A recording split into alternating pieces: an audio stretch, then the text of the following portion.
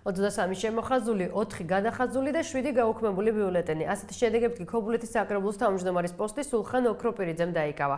ოქროპირიძეს კონკურენტი არ ყავდა. საკრებულოს 35 დეპუტატებს შორის 21 წევრი ქართული ოცნებიდანაა. ამიტომაც საკრებულოში 7 კაციანი კვოტით შესულმა ნაციონალურმა მოძრაობამ კანდიდატურა ამ თანამდებობაზე არ წამოაყენა.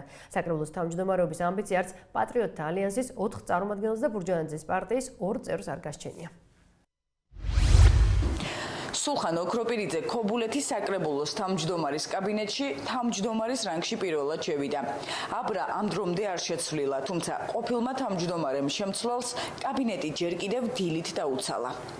ოთახი უკვე დაცლილი მაქვს, დილით უკვე დავცალე 10 საათზე, სანამ სხდომა დაიწყებოდა, დავთავაზე კაბინეტი და უთმე თავმჯდომარეს. მინდა უსურვო წარმატებები. ვინ ჩაანაცვლებდა ძველ თავმჯდომარეს ეს საკრებულოს დარბაზში კენჭისყრით გადაწყდა. დღეს ახლად არჩეული 35 დეპუტატი პირველად შეიკრიბა.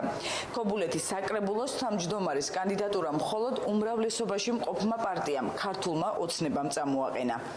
მეც უერთდები ჩემი კოლეგების მოსაზრებას და საკრებულოს თავმჯდომარეობის კანდიდატის პოზიციაზე ვასახელებ სულხან ოქროპირიძეს.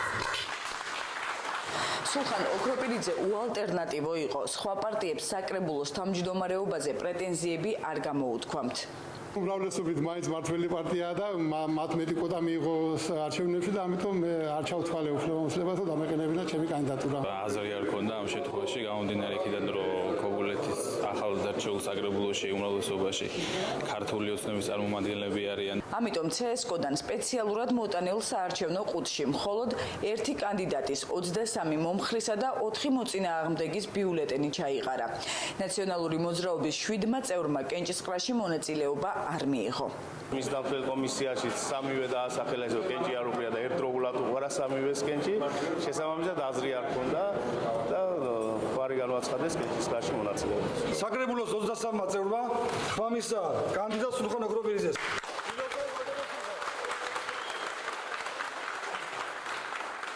ეს პასუხისგებლობა თითოეულ ჩვენთაგანს გვაქვს გათავისებული და ფიქრობ, რომ ეს საკრებულო წინა საკრებულოებისაგან განსხვავებით იქნება უფრო ეფექტური, ქმედითი და ჩვენს მოსახლეობაზე ორიენტირებული.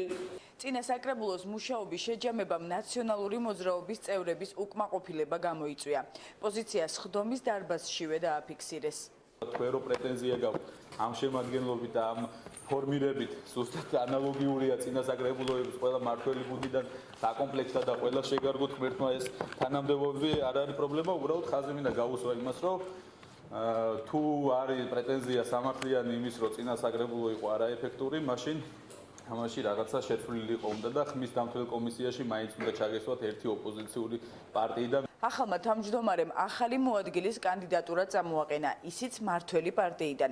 ნუკრი ბეჟანიძის არჩევნების შედეგები ოქროპირიძის იდენტური იყო.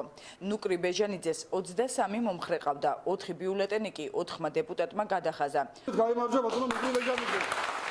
ოპოზიცია უკმაყოფილო იყო. ოპოზიცია საკმაოდ დიდი ძალითაა წარმოდგენილი.